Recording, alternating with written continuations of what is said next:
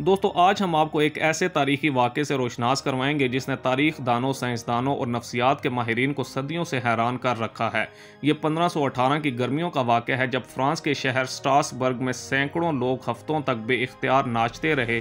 ये नाच किसी जश्न का हिस्सा नहीं था बल्कि एक ऐसी पुरसरार वबा थी जिसने न सिर्फ शहर को हिला कर रख दिया बल्कि आज तक इसकी हकीकी वजह एक मुअम्मा बनी हुई है। वीडियो के आखिर तक हमारे साथ रहें क्योंकि हम हर मुमकिन तफसील को खोजने की कोशिश करेंगे। दोस्तों 16वीं सदी का यूरोप तारीख दौर से निकल रहा था। स्ट्रासबर्ग जो आज फ्रांस का हिस्सा है इस वक्त मुकद्दस रूमी सल्तनत का हिस्सा था। ये वो दौर था जब कहत बीमारियां जैसे ताउन और मजहबी कशमकश आम थी। 1518 से पहले ही शहर में ग़ज़ाई किल्लत और इंतहाई गुर्बत फैल चुकी थी। माहिरीन का कहना है कि यही वो ज़मीन थी जिस पर रक्स करने वाली वबा जैसे अजीब वाक़े ने जन्म लिया। दोस्तों 14 जुलाई 1518 की सुबह एक गरीब खातून फ्राउ ट्रोफिया अपने घर से बाहर निकली और बगैर किसी वजह के ज़ोर ज़ोर से नाचने लगी।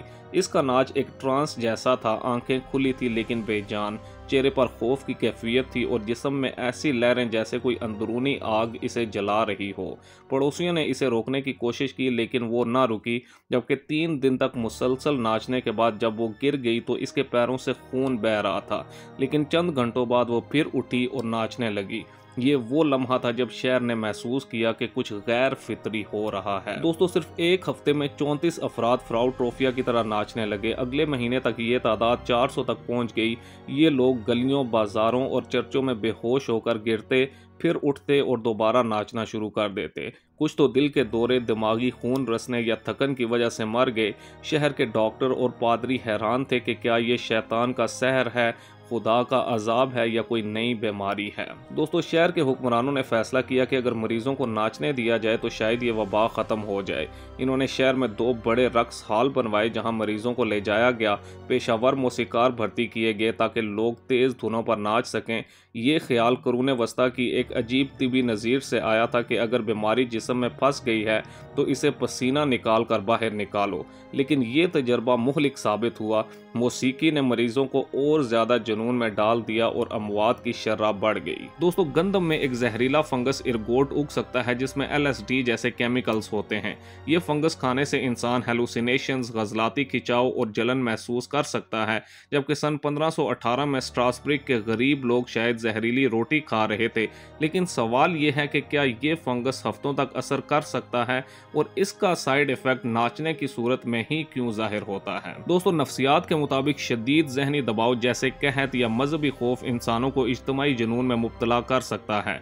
2012 में न्यूयॉर्क के एक स्कूल में लड़कियां ऐसे ही हेलुसिनेशंस का शिकार हो गई थी। ये भी इसकी ही एक मिसाल है। जबकि इस दौर में सैंड विट्स को नाचने वालों का सरप्रस्त माना जाता था। अवाम का ख्याल था कि अगर वो सैंड को नाराज कर देंगे तो वो इन्हें नाचने पर मजबूर कर देगा। दोस्तों सितंबर 1518 तक ये वबा अचानक खत्म हो गई थी। कुछ तारीखी रिकॉर्ड्स के मुताबिक मरीजों को एक पहाड़ी पर ले जाया गया जहां इन्होंने सेंट विट्स के मुजस्मे के सामने नाच कर माफ़ी मांगी, लेकिन हकीकत यह है कि ज़्यादातर मरीज या तो मर चुके थे या जिस्मानी तौर पर टूट चुके थे। आज स्ट्रासबर्ग की गलियों में सयाह इस वाक़े के बोर्ड्स देख सकते हैं जो इस अजूबे की याद दिलाते हैं। दोस्तों ये वाक़या इंसानी दिमाग की सोशल कंटेजन सलाहियत को जाहिर करता है कि जब हम शदीद दबाव में होते हैं तो हमारा दिमाग गैर मंतकी तर्ज अमल अपना लेता है।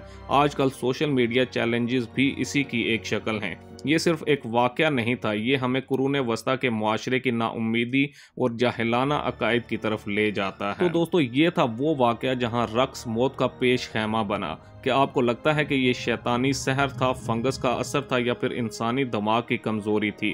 कमेंट्स में अपनी राय ज़रूर दें। अगर आपने अभी तक हमारा चैनल सब्सक्राइब नहीं किया तो चैनल को सब्सक्राइब कर लें और मज़ीद ऐसी ही पुरसरार वीडियोज़ देखने के लिए हमारे साथ जुड़े रहें। अगली वीडियो तक के लिए अल्लाह हाफिज़।